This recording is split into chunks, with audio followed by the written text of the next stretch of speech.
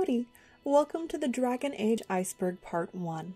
A much beloved franchise, filled to the brim with dark lore and theories, Dragon Age has continued to find success with ever larger audiences, particularly with its most recent installment at the time of this video, Dragon Age Inquisition, which became the most successful launch in BioWare history, according to some reports. This iceberg was created by Amakaris on Reddit. Some subjects have been combined for continuity, and some additional points have been added. Level 1. The Sky. 1. Skyhold is where Solus created the Veil. After the opening missions in Battle of Haven, the enigmatic Solus leads the Inquisitor and the surviving people to Skyhold, an imposing fortress in the Frostback Mountains. In the Trespasser DLC, Solus reveals that he himself created the Veil, and, as Skyhold's original name, Terrasalon Telas, can be translated to the place where the sky was held back in ancient Elvish, which has linked Skyhold as its point of creation. 2. Andraste was a mage. The Tevinter Chantry believe Andraste was a mage, and a few pieces of evidence help to solidify this theory. First, in the Orzammar Shaperit, the book The Search for the True Prophet states that this tattered tome explores the possibility that Andraste was a powerful mage, not the Maker's chosen. It seems this book was saved from a fire at some point. While the book is found in the dwarven city of Orzammar, could it have been a dwarven tome and recording, or one saved by a fire from a Tevinter library? Secondly, during the Sacred Ashes quest, one of the ghosts in the temple mentioned that the Maker rained down fire and called down rain to help Our Lady, Andraste. Could not a powerful mage, such as Andraste in this case, been capable of such a feat? The fiery inferno abilities is not an unfamiliar magical path for mages. And what is water but liquid ice, aligning as a possible transformation of the winter abilities? Thirdly, could the elves and humans really have been so effective against an army of Tevinter blood mages purely with common weapons of sword and steel? Finally, Andraste's ashes are known for their great healing power.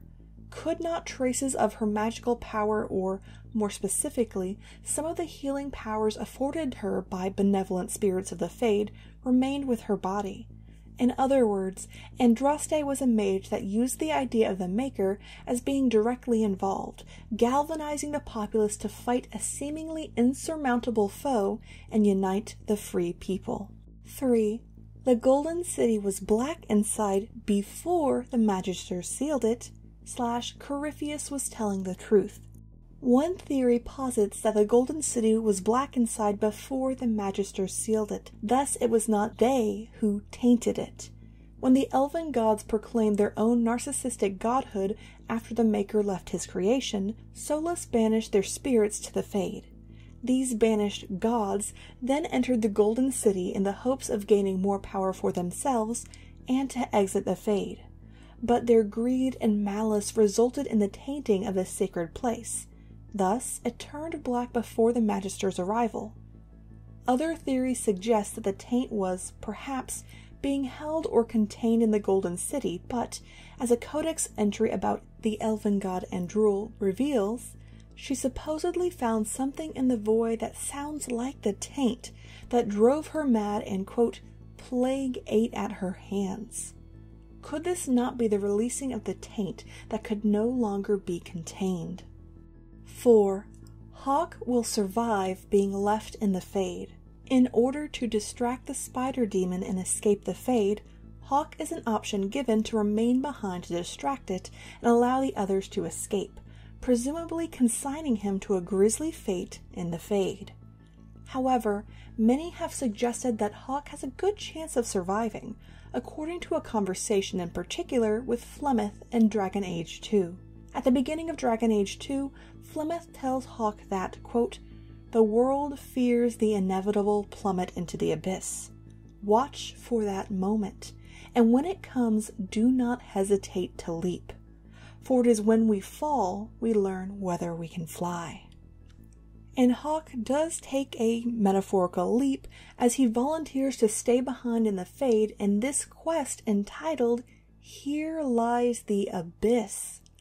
Others also argue that the spirit that took on the visage of the divine weakened the nightmare demon enough to kill, or escape it, which would mean that the nature of the surroundings would change given the logic of the Fade. Upon Solus bringing down the Fade, many expect to see Hawk, bruised and battered, but very much alive. 5. Darkspawn variants. There are various Darkspawn variants, with some of the most well-known being Hurlocks, Genlocks, Shrieks, and Ogres.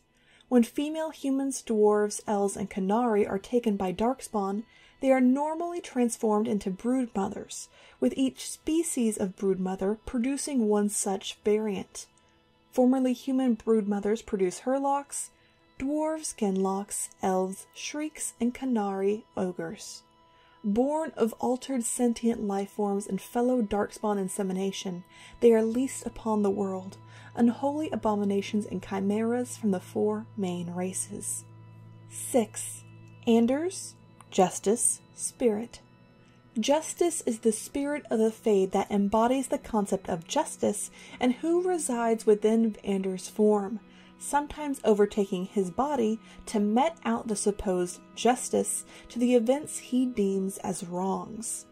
While Anders took justice into his own body in order to help his friend, thus saving justice from Kristoff's corpse, his suppressed anger and rage at all he has seen and experienced as a mage began to warp the once benevolent spirit of justice into a demon. Vengeance. Mortal emotions as a point of corruption for a spirit, in addition to mortals being possessed by one, however benevolent they may seem initially, demonstrates a lack of true coexistence in which the more powerful one will always superimpose their own ideals over the other. Level 2. The Tip. 7. Evanurus are locked up in the Black City. The Elven Pantheon, dubbed the Evanurus, are thought to be locked up within the Black City by Solus when he created the Fade. Again, with the elven goddess Andruil discovering what was most likely the taint and, combined with her and the others' need for power, a common theory states that they began to weaponize the magic driven by the taint, as it slowly drove them mad, corrupting even themselves. The Illuvian mirrors are capable of spreading the Darkspawn taint, and this could have been a point of infection and a means to spread it by the Evanurus. It was when they killed Mythal that Solus created the Fade and banished them, locking them in this now tainted location. Taint is known for its black rot, and for making its victims more aggressive or even more rabid in behavior, which could explain Mythal's murder. 8.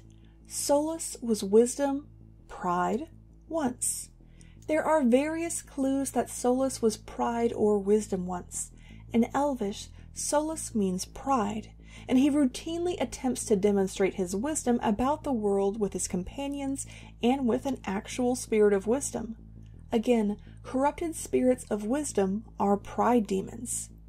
Physiologically, pride demons are known for their multiple eyes, and the black wolf Solus is depicted with on his tower card and many other depictions similarly carries this multi-eyed motif. Could the wolf motif or spirit he is depicted with, part of his personality or being, be pride and his other self being wisdom, showing his duality? One theory suggests that Solus was joined by a spirit, like Anders. Solus says, "I was Solus first. Finn-Harel came later." It could also explain the myth of how Gillenan was raised to become a deity, if she was an elf at first and then properly bound to a great spirit. When talking to Anders, he says, quote, "Not even the greatest scholar could tell you where I end and justice begins." End quote. This could be similar to Solus, and why he doesn't think of himself as separate from Finn-Harel. They are part of each other now. But also this could explain a part of the conflict he feels within himself. Could this also lead to the other elven gods and goddesses being similarly conflicted, with their two halves being separated due to the Fade or still existing in their forms as a means of balance? 9. Canari have dragon blood. A popular theory is that the Canari have dragon blood. When fighting a dragon, Iron Bull mentions feeling its call and speculates that the Temasiran put dragon's blood into him, creating that connection. Another physical aspect are the Canari's horns, which seem to imitate known dragon horns. Another physiological aspect not just unique to Iron Bull is the use of vitars, a form of toxic war paint that only Canari can use without such detrimental effects. Could their dragon blood and physiology aid their immunity? 10. Mythal summoned Solus and urged him to take physical shape. Solus was a spirit of wisdom Mythal called upon and had him placed or willed into physical form. Further evidence to Solus's being a wisdom spirit, serving as an advisor or perhaps a general to Mythal, can be found through Cole. He did not want a body, but she asked him to come. He left a scar when he burned her off his face. Another, barefaced but free, frolicking, fighting fierce. He wants to give wisdom, not orders. It has been speculated that Solus's spirit changed when Mythal started using him to command armies or battles in the ancient elven civil war. That is why she wanted him to take a physical form to be by her side. Mythal allowed him to free himself of his valisline, thus his scar-free face, so he could take his place by her side. His role in the war changed his form entirely, though. Embracing it, he named himself Solus. He used his power to walk amongst the elves in all forms of life, freeing slaves and interacting with the Forgotten Ones, trying to make peace between the factions. Going back to his personal quest, there are many elements that could foreshadow his own fate. In particular, when you ask him if his spirit friend can come back, he says, "If the idea giving the spirit form is strong, or if the memory is shaped by other spirits, it may someday rise again." Something similar might reform one day, but it might have a different personality. 11. Solus can control whoever drank from the well. Those that drink from the well of sorrows are known to be Mythal's creatures, and be bound to her. And now Solus has absorbed Mythal's essence from Flemeth.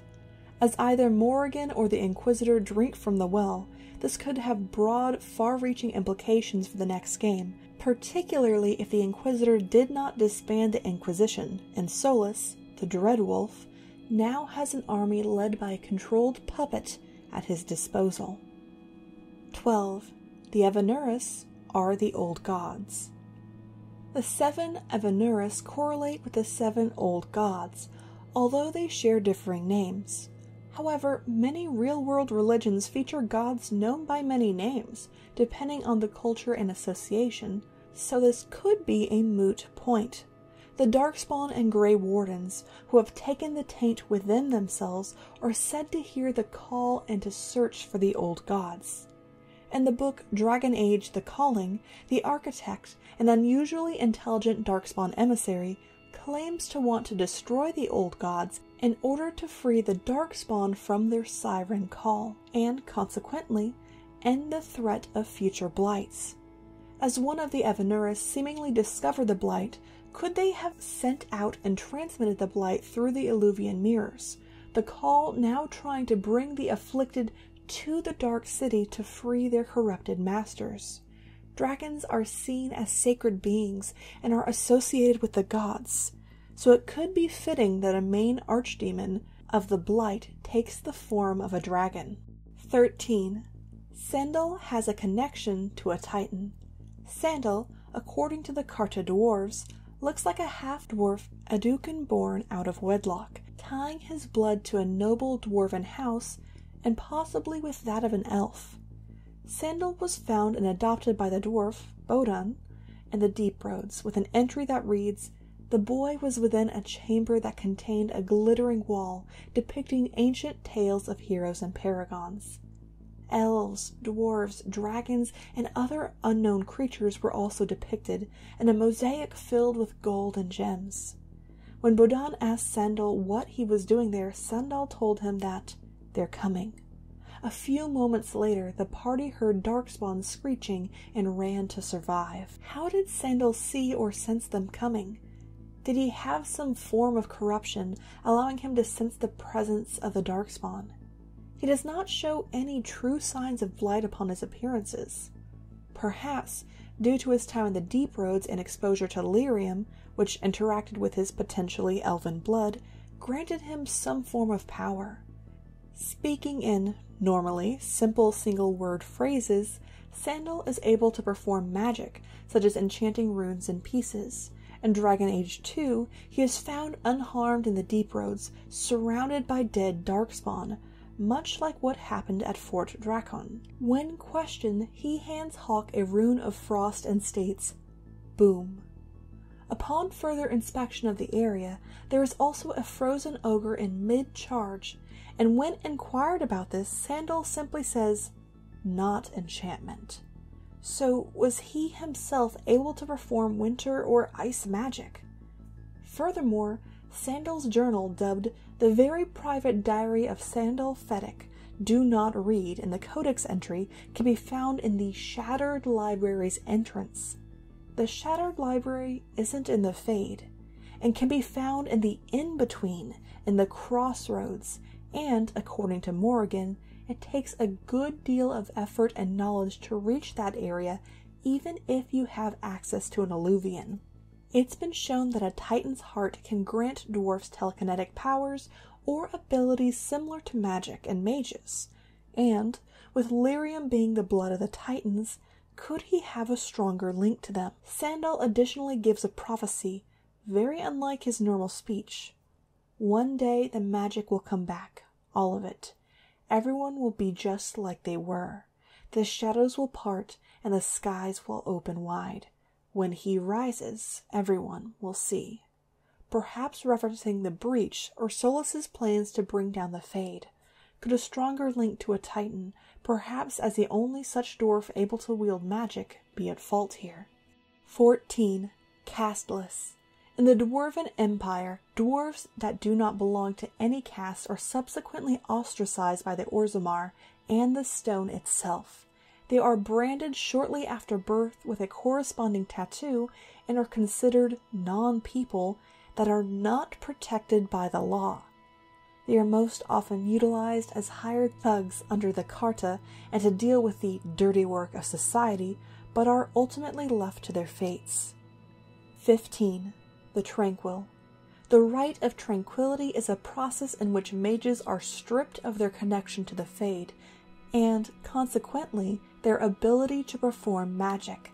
This additionally causes them to lose their emotions completely, knowing only service. Carl Thekla, a recently made Tranquil mage, temporarily has his emotions restored when vengeance unleashes a part of the Fade with its emergence.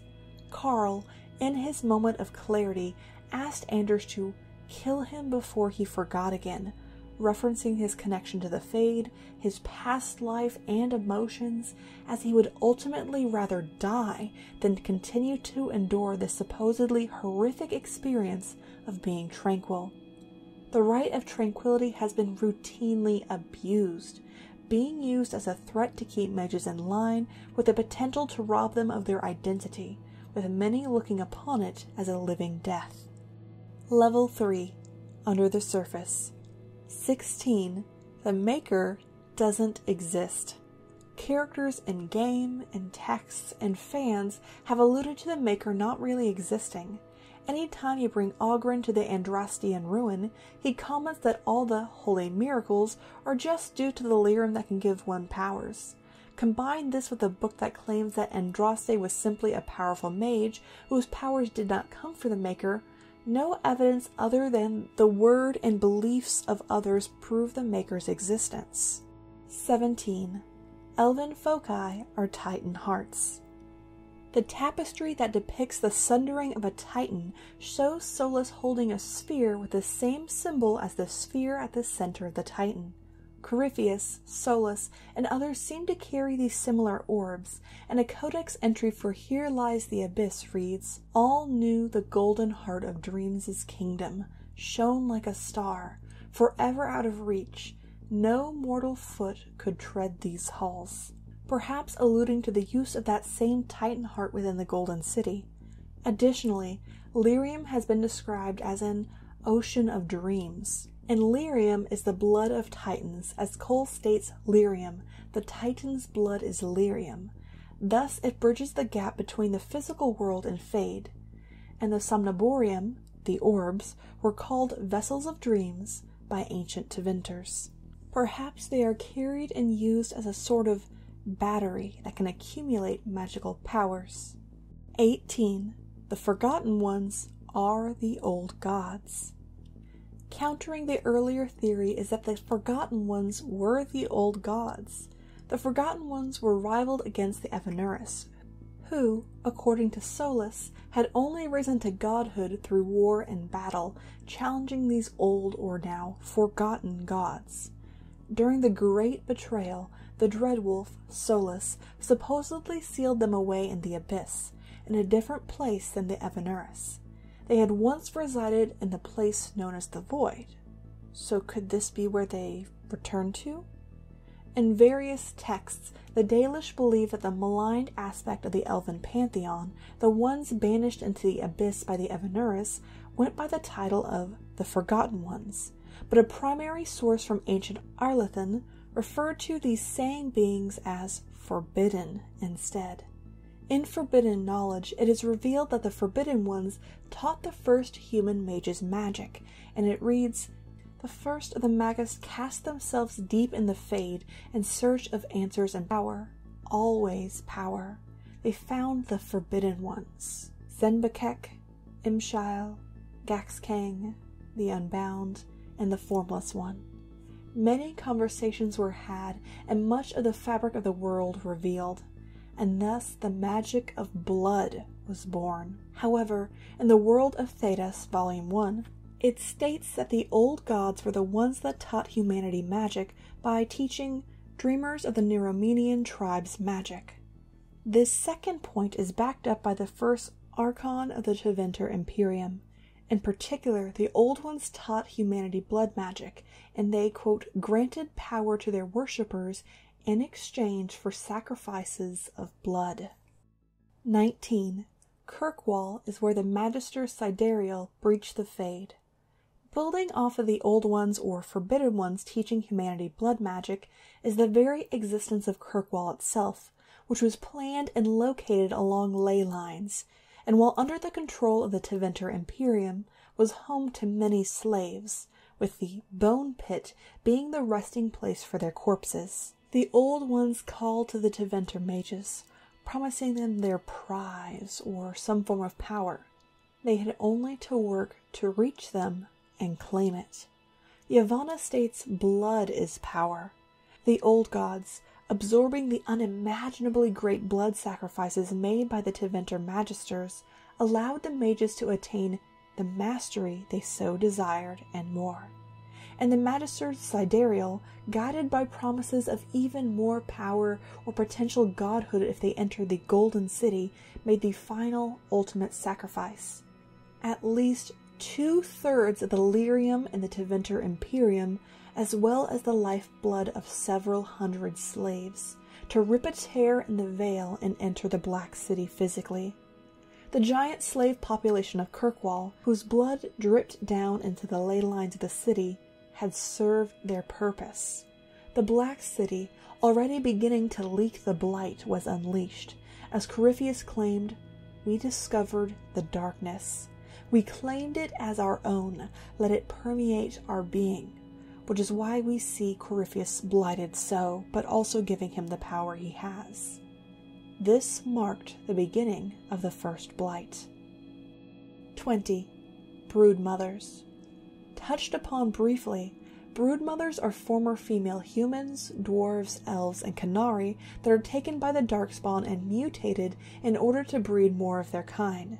In Origins, Hespith recites the following poem of their transformation. First day, they come and catch everyone.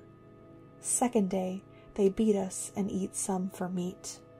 Third day, the men are all gnawed on again. Fourth day, we wait and fear for our fate. Fifth day, they return and it's another girl's turn. 6th day, her screams we hear in our dreams. 7th day, she grew as in her mouth they spew. 8th day, we hated as she is violated. 9th day, she grins and devours her kin. Now she does feast as she's become the beast. Now you lay in wait, for their screams will haunt you in your dreams. Thus, the women are infused with and fed taint-infused viscous or meat and violated by other darkspawn until she becomes aggressive and mad, now deigning to cannibalize the remainder of her kind as she gorges upon their flesh and grows in size, mutating until she reaches her true beastly form as a broodmother. Broodmothers give birth to large litters of darkspawn, typically between 20 to 50 infants that emerge from her womb as toddlers, often already able to walk, and they grow rapidly in their first few weeks of life. A broodmother will birth thousands of darkspawn in her lifetime. As for each sentient race spawning a different breed of darkspawn, such as human broodmothers spawning Hurlocks, could human mages turned into broodmothers be responsible for further variants, such as the magic-wielding Hurlock emissaries? Does this horrific process only last 10 or so days from start to finish, painfully accelerating physiological and psychological changes into a form of a ghoul? 21. Andraste was the original old god baby. Andraste, similar to Kieran, was an old god baby. If the Warden went through with a dark ritual at the end of Dragon Age Origins, Kieran will be born with the soul of an old god, or Themiel. It is noted in Inquisition that Kieran has unsettling tendencies and lines, and thus powers, that tell of the soul additionally inhabiting him. The theory states that Andraste was the old god baby of Dumat, and worshippers of Dumat still sometimes gain power from him in some form. Andraste was not necessarily a powerful mage in her own right then, but a vessel to a god's soul that used her to perform such magics. That is additionally why her ashes are so powerful and still contain magical properties, as her being itself was infused with a god's soul when she was killed. 22. Andruil discovered red lyrium. Several codex entries hint at Andruil discovering specifically red lyrium. From the codex entry Elven God Andruil, one day Andruil grew tired of hunting mortal men and beasts. She began stalking the Forgotten Ones, wicked things that thrive in the abyss. Yet even a god should not linger here, and each time she entered the void, Andruil suffered longer and longer periods of madness after returning. Andruil put on armor made of the void, and forgot her true face. She made weapons of darkness, and plague ate her lands. From a note on red lyrium exposure, symptoms vary. Subject may display heightened possessiveness or paranoia, or an increased penchant for violence. From the codex entry Verdurthara, a flowering imago, the pages of this book, Memory, describes an immensely tall, immensely graceful vine that flowers with the heat of a copper sunset and has blossoms as large as ponds, petals as long as a man, and scents puffing out like citron in sky and carrion death. The day the last of the vines folds, spent and extinct, the creator of this memory weeps and, after recording the flower's sights and sounds, enters Uthenera.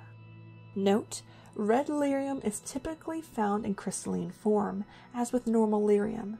It is known to thin the veil, allowing spirits or more likely demons to interact with the physical world, and emanates a noticeable heat. Andruil brought something far worse than lyrium back, but the corrupted red lyrium blood of the Titans. Their last act of vengeance, perhaps. 23. There will be a double blight. There have been 5 blights, and, supposedly, 2 archdemons of the original 7 spawned remain if the theory is to be believed.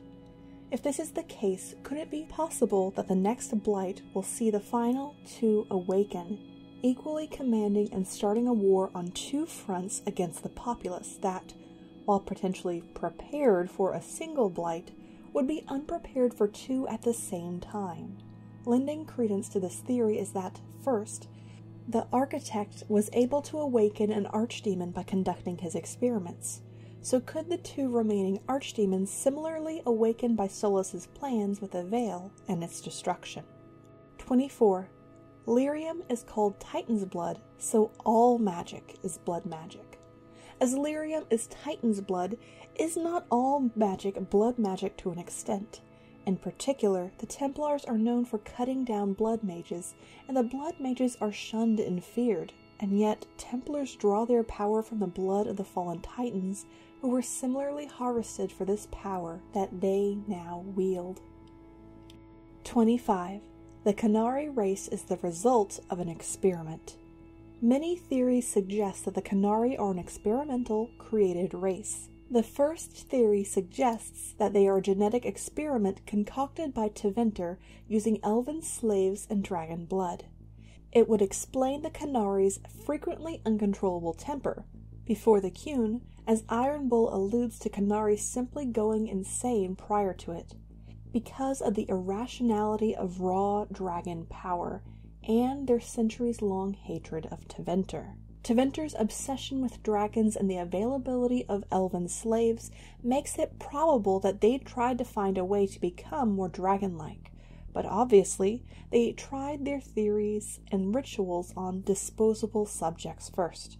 Another theory suggests that they are truly descended from the Kosith, which are quite similar to the Canary and whose captured females result in broodmothers that are capable of producing ogres, just like the Canary. Could the Temacerans, which are the Canary associated with rearing and raising all Canary children and selecting the life they live, be responsible for this selective breeding program, injecting the children under their care with dragon blood, as Iron Bull suggested, and creating a separate race to some extent? 26. Sarah has a latent magical talent. Due to two dialogue exchanges with Solus, it seems apparent that Sarah has some form of latent magic.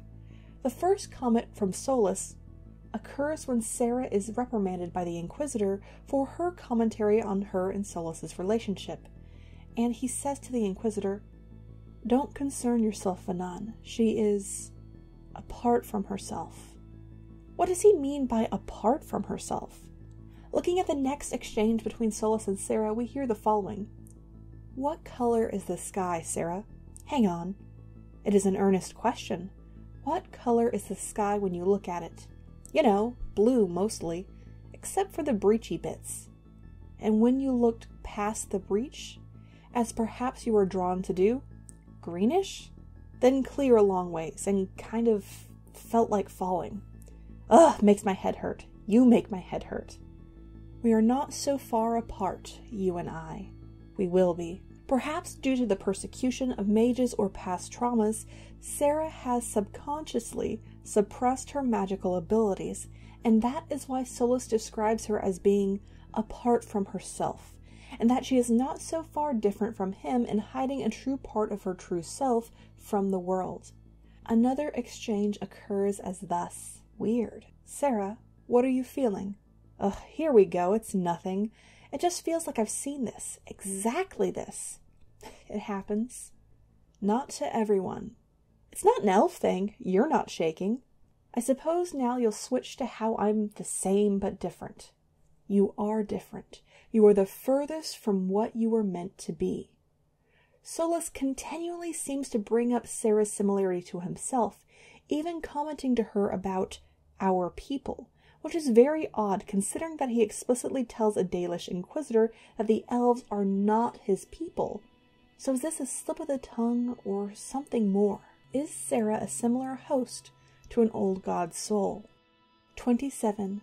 Solus is Shaitan.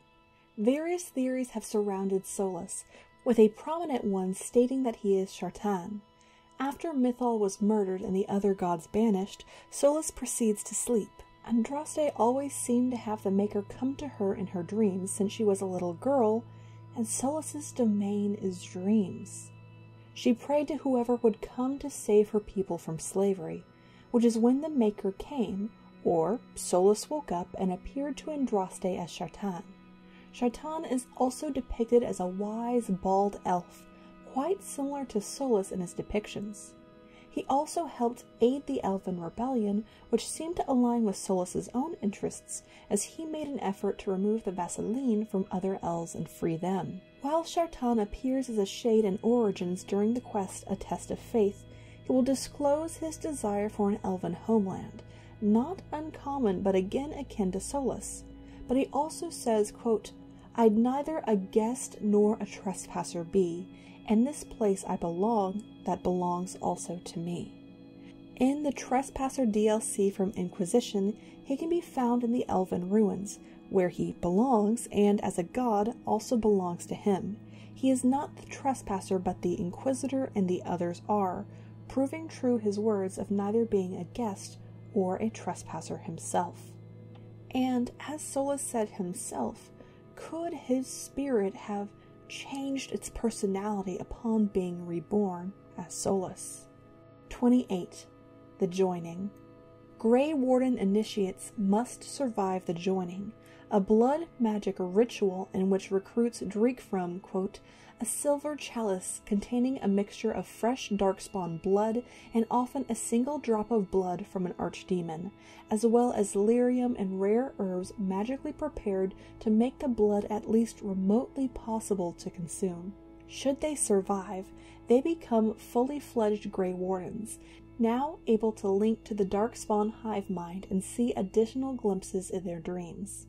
An immunity to further corruption from the blight, and will progressively be able to sense the darkspawn more strongly. However, wardens, with the progression of the taint in their body, they will begin to hear what is known as the call from the old gods. Rather than give in to these newfound compulsions to join the darkspawn and become ghouls or other demonic kin, wardens will head to the deep roads to seek out an honorable death in battle. What's more is that the Grey Wardens possess the right of conscription.